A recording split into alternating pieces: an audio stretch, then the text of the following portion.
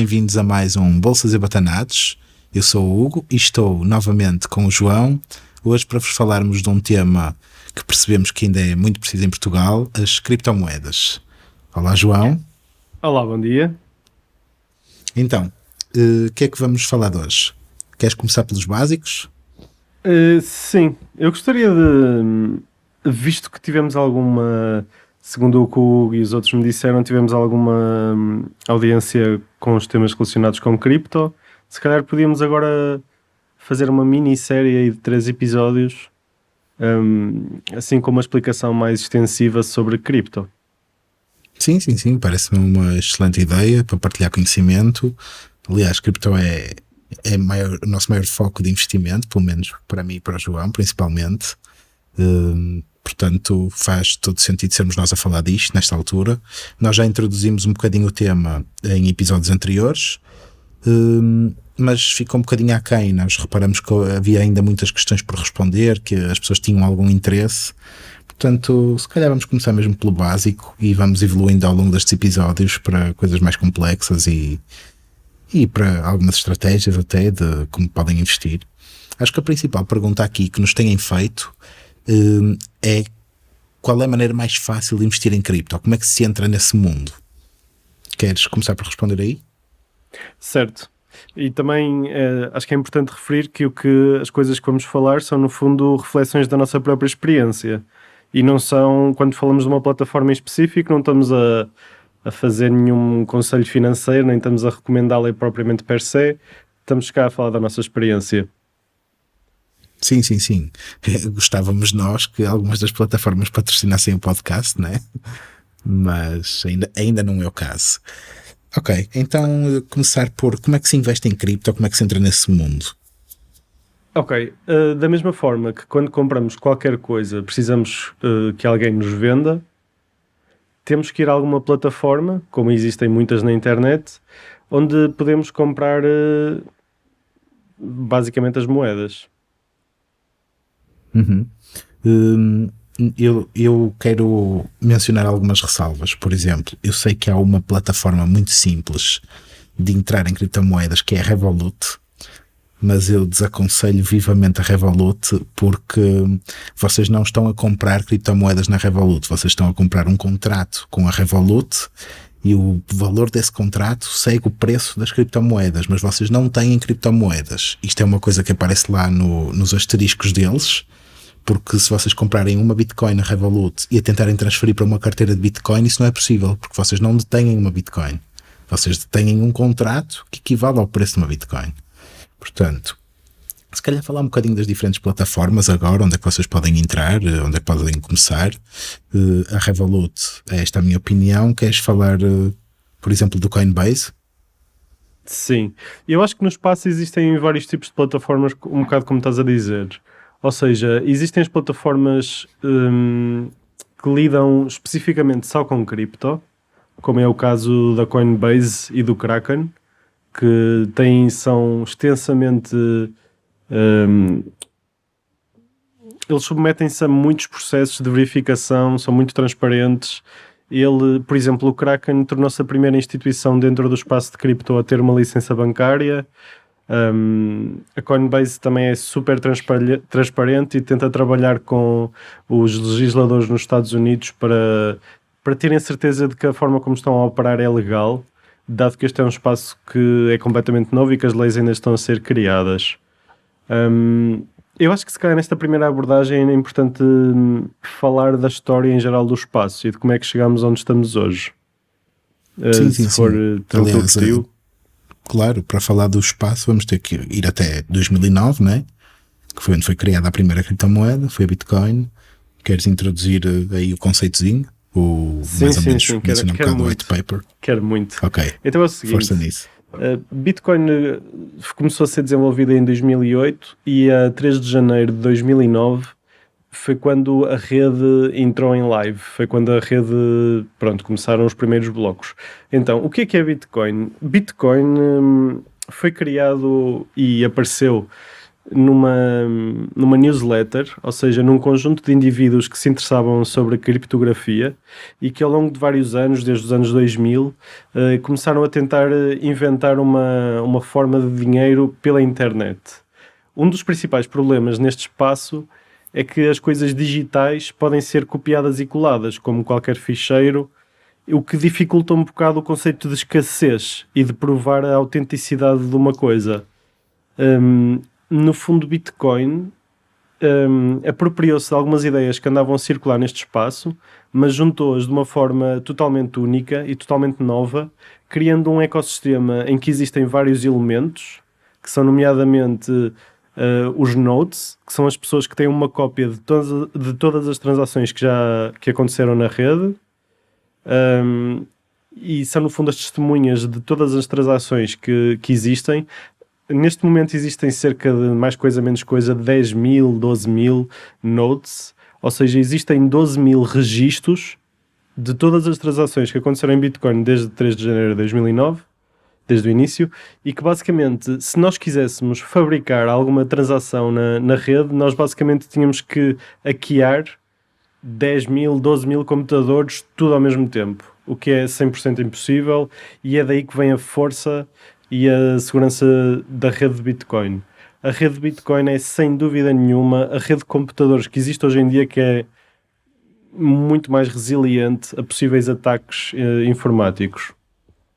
Porque Aliás, lá está, está a correr em 12 mil computadores ao mesmo tempo e é completamente impossível hackear 12 mil computadores. uma das notícias que saiu há 2 anos, mais ou menos, é que a rede de Bitcoin consumia 1% da energia total do mundo, da eletricidade.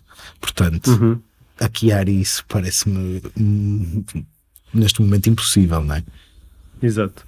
Basicamente quem consome essa energia dentro do espaço são os miners, que são basicamente dentro daqueles 3 que existem, que são os miners e os nodes e os utilizadores normais. Basicamente os miners são quem está a fazer um cálculo, está a tentar resolver um problema matemático, que é a única forma de resolver esse problema é por tentativa e erro. Ou seja, tem que simplesmente é um bocado como a lotaria, em que temos que experimentar comprar muitas para tentar ganhar uma, e quanto mais capacidade de processamento o nosso computador tiver, mais tentativas ele faz por segundo.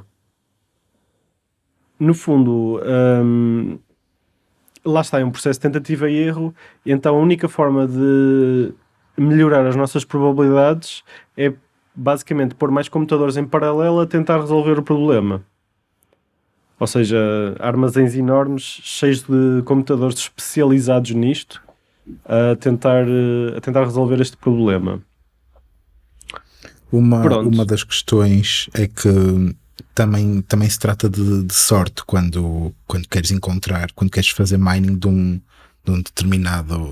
determinada bloco, porque cada miner tem o seu próprio endereço e o miner é recompensado por fazer este trabalho de computação. É recompensado pela própria rede e é recompensado para o seu próprio endereço. E como tudo isto vai para uma função criptográfica e vai ter que dar um determinado resultado, o facto de eu ter um computador melhor aumenta as minhas hipóteses, mas não me garante que vá ser eu a vencer o bloco, porque tu podes ter um computador muito pior, mas o facto do teu endereço ser diferente do meu, tu podes ter a sorte do número que tu precisas de encontrar ser mais pequeno que o meu. Então o teu computador conseguir, supondo a segunda simulação, encontrar a hash do bloco, e o meu era só, por exemplo, a 1000ª simulação. Portanto, também entra aqui um bocadinho o fator sorte. Uma das questões que se levanta hoje em dia é a questão de os miners se juntarem em pools, em que tens vários miners com vários computadores cada um, todos juntos, a trabalhar para fazer o mesmo bloco, e depois dividem a recompensa consoante o trabalho que cada um deu para aquele bloco.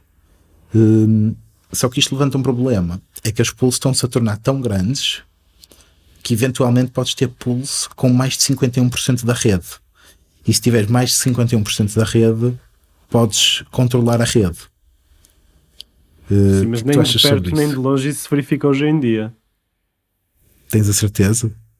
Podemos ver os dados neste preciso momento. Estamos a gravar a 22 de outubro 22 de outubro, de exato. 2020, já Eu agora. tenho a sensação que se juntares as duas maiores pools, isso já seria qualquer coisa perto. Pronto, assim, recomendo 2 sites em particular para ver informações sobre Bitcoin. O primeiro chama-se Coin, ou seja, moeda em inglês, coin.dance, se cá podemos deixar na descrição. E o outro Sim. é o bitinfo.charts. E basicamente são 2 sites que mostram, por exemplo, o Bitinfo mostra quantas tentativas estão a ser feitas por segundo para tentar resolver o problema que a rede gera a cada 10 minutos. Ok, como é que, se calhar vamos recuar um bocadinho, isso das pools se calhar não é muito importante para já. Como é que isto tudo funciona? Então é o seguinte, o que é Bitcoin em si? Bitcoin é uma cadeia de blocos. Basicamente existem blocos que são criados a cada, em média, 10 minutos e que contêm as últimas transações ocorridas nesse último período de tempo. Para criar um bloco é preciso, basicamente, resolver o tal problema e é matematicamente verificável se houve alguma trafolhice de algum miner a tentar inventar as coisas. Quando é criado um novo bloco, este bloco propaga-se ao longo de todos os nodes, ao longo de todas as cópias da rede. E em Bitcoin, cada node, cada computador, ou seja, se o Hugo cria um bloco e eu tenho uma cópia de toda a rede, o bloco que o Hugo criou vai-me chegar. Pode ser. E depois, outra coisa que convém dizer é que a rede funciona com a tecnologia peer-to-peer, que é basicamente torrent. Ou seja, como é que isto tudo funciona em 2 palavras? Os ficheiros de pirataria, quando uma pessoa faz download, ou seja, uma pessoa põe o ficheiro na internet e essa pessoa vai partilhar com, vamos dizer, 5 pessoas. Essas 5 pessoas ficam com a cópia do ficheiro e vão partilhar com outras 5 pessoas. E então há milhares de pessoas a partilhar o ficheiro ao mesmo tempo. Bitcoin funciona da mesma forma. Por exemplo, o Hugo criou o bloco, se calhar o Hugo envia uma cópia do bloco ao Daniel, o computador do Daniel vai verificar todas as transações dentro daquele bloco e vai verificar o bloco como um todo, se matematicamente aquilo faz todo sentido e que não... Porque a rede opera de forma completamente matemática e tudo é comprovável matematicamente. Ou seja, é completamente impossível fugir à matemática da rede. Convém então, mencionar que a verificação de um bloco é instantânea, ao contrário de a criação do mining de um bloco demora tempo, é uma coisa que demora. Quer dizer, é mas a instantâneo, verificação, ainda é preciso... O computador também Sim. demora. O computador também demora, mas tu para verificares, por exemplo, o Proof of Work é uma coisa que não demoras o tempo que o computador demorou Claro. a criar aquilo, Claro. demoras muito menos tempo, portanto é um processo muito mais rápido a verificação. Pronto, e depois o computador do Daniel vai-me enviar o tal bloco e o meu computador vai confirmar que todas as transações e que o bloco como um todo são matematicamente certos. Pronto, isto no fundo dá muita segurança e Bitcoin opera numa base em que ninguém confia em ninguém. Toda a gente vai conferir matematicamente se as coisas todas fazem sentido. E a coisa mágica é que neste momento há 12 mil computadores que todos concordam qual é que é o estado atual da rede. Pronto. Assim, do ponto de vista tecnológico, Portanto, como é que as coisas funcionam, isso foram as grandes inovações que o Bitcoin trouxe. Isso é a parte mais técnica da questão, mas agora de uma parte mais prática, para que é que Bitcoin serve? Bitcoin no fundo serve para transferir valor pela internet. É possível transferir valor como é possível enviar uma foto para qualquer lado do mundo, independentemente do país. Ok, já que estamos a falar disto, agora lembrei-me de uma coisa importante, é que Bitcoin, o criador, é uma pessoa anónima que ia pelo nome de Satoshi Nakamoto dentro desta tal newsletter onde se partilhavam inovações sobre a criptografia e basicamente o Satoshi Nakamoto embutiu num dos primeiros blocos, aliás, no primeiro bloco, se não me engano, uma notícia, acho que é do Times, a dizer que um um chanceler, não sei se era alemão, se era, não sei em que país é que era, mas era basicamente a falar sobre a injeção de não sei quantos bilhões no sistema financeiro. Ou seja, o próprio Satoshi embutiu esta capa de jornal num dos primeiros blocos que existiram. E isso parece ter, consensualmente no espaço, toda a gente reconhece uma certa conotação política nisso, em que Bitcoin, para o criador, vem para dar resposta à falibilidade e à manipulação que ocorre nos sistemas financeiros tradicionais. Como nós estávamos a falar em Bitcoin, todas as coisas são verificadas matematicamente por todos os participantes. Ou seja, no mundo matemático é impossível pedir um favor ou um jeitinho. Sim, Da mesma exato. forma, em Bitcoin é impossível que um governo, ou seja quem for, por muito poderoso que seja, consiga enviar Bitcoin que nós temos na nossa carteira. É impossível nós sermos expropriados dele. Sim, somos A não ser que completamente tenhamos a... Sim, sim. os donos da nossa Bitcoin. Tipo, Pois. não é possível congelarem-nos a conta, não é possível bloquearem-nos transações, não é possível nada disso. É como se cada pessoa fosse o seu próprio banco. Porque Exatamente. cada pessoa tem um controle total e Bitcoin vem trazer um bocadinho isso da liberdade e vem, lá está. Uma das coisas que eu penso que já mencionei algumas vezes é que existe mais de 1.000 milhões de pessoas no mundo sem acesso a bancos, nomeadamente na Índia, porque existem muitas regras para poderes ter uma conta bancária e com Bitcoin não há nada disso, é qualquer pessoa, e nem sequer se tem que ser pessoa, pode ter Bitcoin. Uma máquina pode ter Bitcoin, se for programada para isso, por exemplo com inteligência artificial. Estamos a abrir aqui uma porta que até hoje os bancos nunca abriram. Uhum. E já que estamos a falar disto, se calhar podíamos falar como é que, do ponto de vista, eu não sei se isto interessa às pessoas, mas como é que do ponto de vista técnico se cria uma conta em Bitcoin? Sim, podemos mencionar isso também. Ok, basicamente como é que Bitcoin funciona? Então é o seguinte, as coisas são derivadas umas das outras de forma matemática a partir do que se chama uma private key, que é uma chave privada. Uma chave privada, basicamente, é o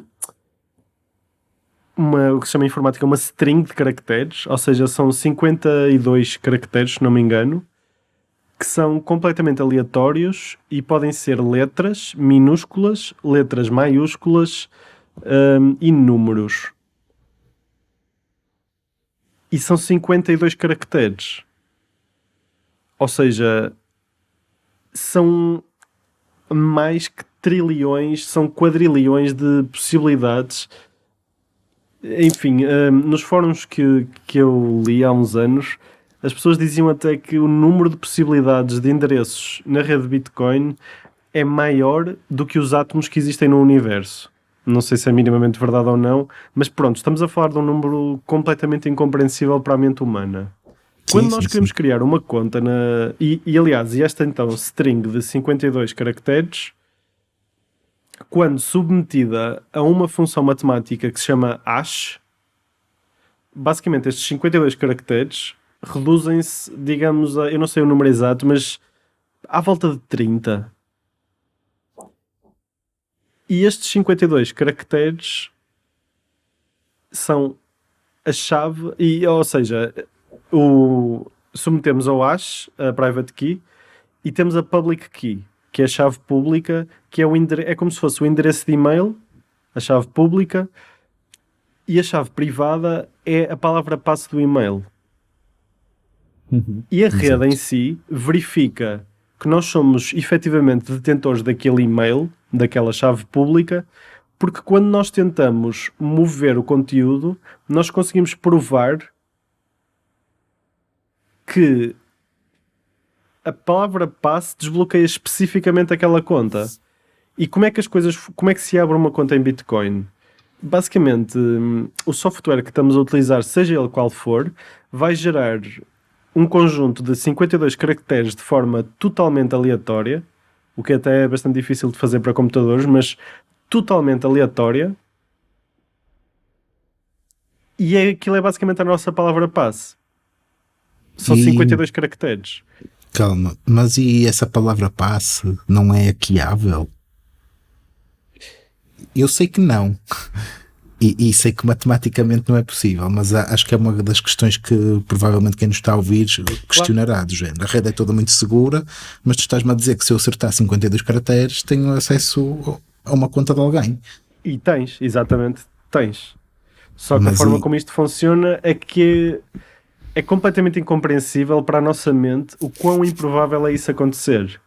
Porque é literalmente, imaginem todos os átomos do universo e imagina o que é duas pessoas selecionarem o mesmo átomo em todos os eu átomos do acho que universo. É uma coisa incompreensível para a nossa mente, mas é há extremamente um vídeo, improvável. há um vídeo que explica isso, eu vou deixar o link na descrição, que explica muito bem a parte matemática de como isto é totalmente inhackeável, em que ele separa basicamente a possibilidade de tu conseguires hackear uma conta. Ele tem um número que é 2 levantado a 256 e ele separa isso em números compreensíveis para a mente humana de, acho que são 40 mil milhões por cada um, são 40 mil milhões 8 vezes. E depois ele vai tentando explicar do género, se pusermos todos os supercomputadores da Google e multiplicar e tivermos 32 mil Googles, íamos precisar de mais 32 mil planetas, mais 32 mil galáxias com planetas iguais ao nosso, e tudo isso, ele faz uma conta enorme, só nos ia dar uma hipótese em não sei quantas mil de adivinhar essa palavra passe. Portanto, neste momento é completamente impossível. Uma das questões que se põe é que com o avanço da tecnologia nós vamos conseguir fazer essas simulações muito mais rápidas ao longo do tempo, né? Principalmente quando tivermos computação quântica. Achas que Bitcoin, quando isso for uma possibilidade, vai adicionar novas formas de segurança? Eu diria que sim. Eu diria que sim. Efetivamente, os computadores quânticos são a única possível ameaça futura à rede Bitcoin tal como ela existe atualmente. Mas eu também, obviamente, desconheço profundamente em termos de programação e de como é que as coisas funcionam a esse nível, mas diria que eventualmente vai surgir um update da rede que torna a rede segura face a computadores quânticos. Ok, outra questão. Se a rede é descentralizada, como é que a rede como um todo toma uma medida dessas de segurança? Basicamente, todos os miners, ou uma maioria dos miners e dos nodes, das testemunhas da rede, adotam uma nova versão de software que seja compatível com essas novas funções. Ok. Mas no fundo é cada pessoa com o seu computador e com o seu node ou com o seu equipamento de mining é que vai aceitar mudar para a nova rede. E normalmente, acho que na história do Bitcoin só houve uma, duas grandes mudanças de software e há pessoas que escolhem ficar na rede anterior. Ou seja, ninguém é livre. Qual é o impacto disso? Ninguém é obrigado a mudar livre. Ninguém é obrigado a mudar. Toda a gente toda a gente é livre. Qual é o impacto de termos portanto, essa divisão, imaginando que ela existe, entre um software antigo e um software novo? Qual é o impacto a nível prático? Tipo, Bitcoin continua a ser Bitcoin, há uma divisão e cria-se uma submoeda. Basicamente, a rede que é reconhecida como a rede válida, digo eu, é a rede que mostra mais trabalho realizado. Ou seja, quando o Bitcoin se separou, a esmagadora maioria dos miners e dos nodes mudaram para a nova rede que foi criada. E logo existe um consenso de que aquela é que é agora a rede oficial de Bitcoin, por assim dizer. Claro que existe sempre o risco de Bitcoin se dividir em dois, de tentarem fazer um update que não é consensual, só que quer dizer, isso no fundo já aconteceu no passado e basicamente cada pessoa é livre de votar por si. Mas o valor e as pessoas no fundo vão se sempre concentrar mais num, como aconteceu até agora. Sim, claro. Eu Até porque não sendo consensual, isto é uma coisa que demora tempo, portanto, não sendo consensual é uma coisa que demora tempo a implementar. E depois as pessoas podem eventualmente mudar de ideias, ou as que querem implementar ou as que não querem podem desistir ou aceitar a nova ideia, e lá está, isto vai sendo, entre aspas, votado com a quantidade de pessoas que incorporam ou não um novo software, e uma mudança destas tem algum impacto, portanto é uma coisa que leva tempo, não é como a política convencional em que temos um governo que decide e tá. Era isso que me estava a tentar lembrar. É que, como falamos no episódio anterior, as coisas são feitas muito devagar e de forma muito cautelosa. Antes de, basicamente, das pessoas terem... Porque o que aconteceu foi que no último update, o update foi proposto, o update foi testado extensivamente numa rede de Bitcoin, que é uma rede de teste, mas que funciona também com Bitcoins. É uma rede normal, só que é uma rede de teste. E o update foi testado nesta rede extensivamente durante vários meses. Quando se viu que estava tudo bem, introduziu-se na rede Bitcoin. Depois de se introduzir na rede Bitcoin, houve imensos meses em que as pessoas demoraram muito a transitar. E eventualmente, ao final de, digamos, 12, 16 meses, a equipa de developers que se chama Bitcoin Core, que é quem faz a versão de Bitcoin mais comumente, esmagadoramente, estamos a falar de 95% das pessoas utilizam esta versão de Bitcoin e no fundo reconhecem como o principal software e a versão genuína de Bitcoin. O Bitcoin, portanto, este grupo de programadores chegou ao consenso que era melhor introduzir um dia a partir do qual quem não tivesse na atualização nova ia ser, de certa forma, excluído da rede. Mas quando eles estabeleceram esse dia, no fundo, já, digamos, a atualização já existia há 12 meses e eles disseram que ia demorar mais um ano. Ou seja, as coisas são feitas muito lentamente. E, no fundo, esta atualização permitiu novas tecnologias que existem em cima de Bitcoin, que usam a segurança de Bitcoin como a base e que permitem, portanto, fazer transações instantâneas em vez dos tais 10 minutos que a rede normalmente demora. Uma das coisas que importa também aqui ressalvar é que muita gente associa Bitcoin a dinheiro, porque Bitcoin tem um preço muito caro e não sei o quê, mas Bitcoin é muito mais do que dinheiro. Dinheiro é uma das funções, ser meio de troca é uma das funções. Bitcoin é uma coisa digital, portanto pode ser programável. E uma das belezas da Bitcoin é exatamente essa, é que tu podes programar a Bitcoin para ser, por exemplo, uma chave de um carro. Tens um carro que reconhece a tua carteira de Bitcoin, que lá está, são códigos matemáticos, e quando tu chegas ao carro, aquilo reconhece que tu és o dono dele, porque tu tens um endereço qualquer de Bitcoin específico que o carro reconhece. Portanto, isto pode ser programado para muita coisa.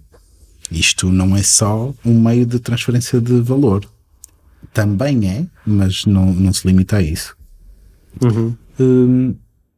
Olha, eu gostava mesmo de dar uma perspectiva histórica um bocado sobre a rede, então, e voltar Sim. à macroscopia da coisa. Então, Bitcoin surgiu em 2009 e, além disto tudo que tivemos a dizer, ele foi lançado em código aberto. Ou seja, toda a gente pode ver o código através do qual o Bitcoin funciona e toda a gente pode fazer a sua própria versão da rede. E foi basicamente isso que aconteceu.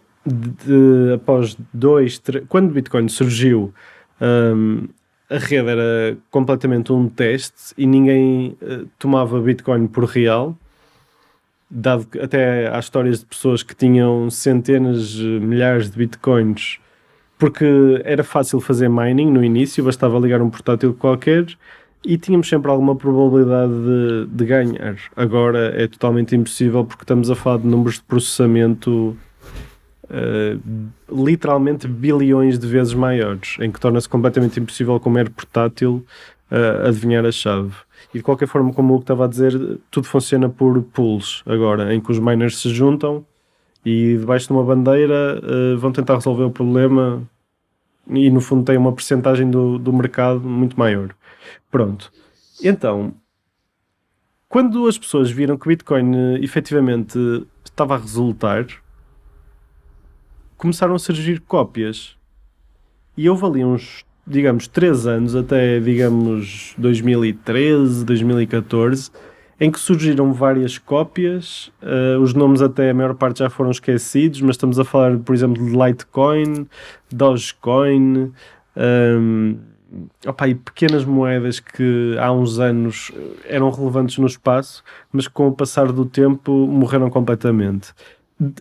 No fundo, esta primeira vaga era só uma cópia de Bitcoin, com outro nome e com qualidades um bocadinho diferentes. Em vez dos blocos serem descobertos em média a cada 10 minutos, eram descobertos em média a cada 2 minutos e meio. Mas no fundo são variações muito pequenas do que são os princípios do Bitcoin. Agora, em cerca de 2015, começou-se a falar de um novo projeto que basicamente seria um computador descentralizado que operava nesta tal rede. Da mesma forma que em Bitcoin, quem tem uma cópia das transações verifica cada transação, o novo computador ia basicamente fazer todas as operações e chegar ao mesmo resultado. Não sei se está a ser muito claro, mas basicamente da mesma forma em que Bitcoin toda a gente diz que estas carteiras têm este Bitcoin, em Ethereum, que foi a nova rede que surgiu cerca de 2015, 2016, em Ethereum toda a gente ia chegar aos mesmos resultados. Todos os computadores iam efetuar cálculos e chegar a novos resultados. A grande inovação da Ethereum, no fundo, foram os smart contracts, em que é possível executar um programa nesta rede descentralizada de computadores. Ou seja, se eu programar que daqui a um ano vou enviar um Ethereum ao Hugo, esta ordem vai entrar em todos os computadores que existem a correr Ethereum do mundo e no fundo esta ordem vai sair do meu controle, porque agora estes 10 mil computadores estão à espera que chegue àquela data para cumprir aquela ordem. Exato. Nós se calhar podemos introduzir outras moedas num próximo episódio, começar a falar especificamente delas, né? E das suas diferenças. Uhum. E dedicamos esta mais à história de Bitcoin, à parte técnica da Bitcoin. E se calhar fazemos um próximo episódio em que ensinamos como se investe concretamente em Bitcoin, quais são as possibilidades, porque existem muitas maneiras de investir em Bitcoin, não se limita a comprar Bitcoin. Não sei, queres falar um bocado mais da história? Queres acrescentar mais alguma coisa sobre esta parte técnica? Ou eu honestamente, imagina, fechamos esta parte? Sim. Eu gostava de fechar a parte histórica, que é no fundo, sabe, 2 minutos, pode ser. Sim, no sim, fundo sim. é só questão de que Ethereum introduziu novos elementos completamente diferentes com o passado, com estas cópias de Bitcoin que havia. Isto foi cerca de 2015, 2016. E basicamente, durante os 2 ou 3 anos depois, surgiram variações de Ethereum. E o último pico de Bitcoin, que foi em 2017, que foi próximo dos $20.000, no fundo eram essas as cripto que estavam mais a dar que falar e que estavam a sofrer mudanças muito drásticas, que eram estas tais cripto que conseguiam conter programas dentro de si. Pronto. E agora, só para concluir a parte histórica, nós neste momento, em 2020, e também se calhar a partir de 2019, entramos numa terceira fase em que estamos a entrar em criptos que substituem produtos financeiros. Ou seja, estamos a falar de criptos que conseguem oferecer uma alternativa, por exemplo, a exchanges. Nem sei como é que isso se diz em português. Mas no fundo, a sítios onde é possível comprar e vender moedas, esses sítios são agora criptos. Ou seja, existe um protocolo que opera sobre dadas leis, tipo, é preciso que alguém deposite lá Bitcoin. Ou seja, suponhamos, eu quero comprar Ethereum e tenho Bitcoin. Eu vou a esta exchange e envio o meu Bitcoin para um endereço e para o outro recebo o Ethereum lá. E tudo isto sem nunca depositar o dinheiro em sítio nenhum. É simplesmente um programa que coordena as coisas e que as pessoas depositam lá a liquidez. Há pessoas que depositam lá Ethereum para que quando eu compro Bitcoin, outras pessoas enviam o Ethereum e recebem Bitcoin e recebem uma taxazinha pelos serviços que estão a prestar à rede. Mas no fundo, eu estou a falar agora do Uniswap, que de certa forma é a cripto desta terceira vaga que tem mais liquidez na plataforma deles e que também, no fundo, como eu estava a dizer, existem muitas formas de ganhar Bitcoin. Se nós depositarmos, por exemplo, Bitcoin e estivermos a fornecer liquidez nesta plataforma, vamos receber um X. Esta terceira vaga prende-se muito com produtos financeiros em que se torna possível obter um retorno.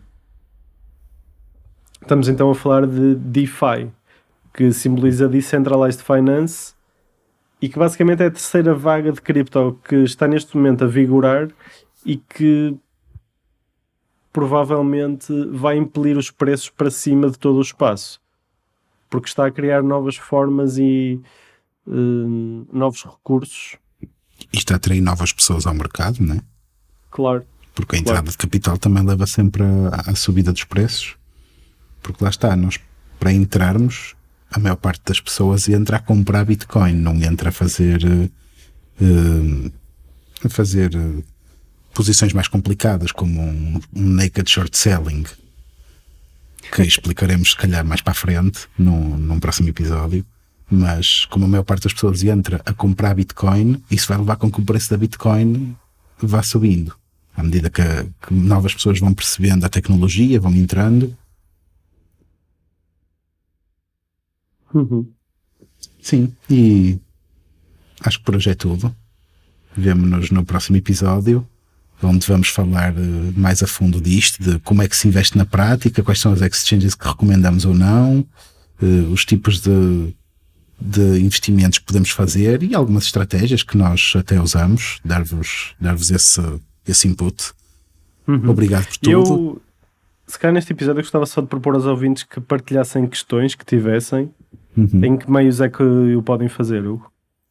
Portanto, nós podemos ser contactados pelo e-mail bolsaseabatanados@gmail.com, via Instagram bolsaseabatanados, Facebook, ou então nos comentários do vídeo no YouTube. Partilhem, deixem o vosso like e até o próximo episódio.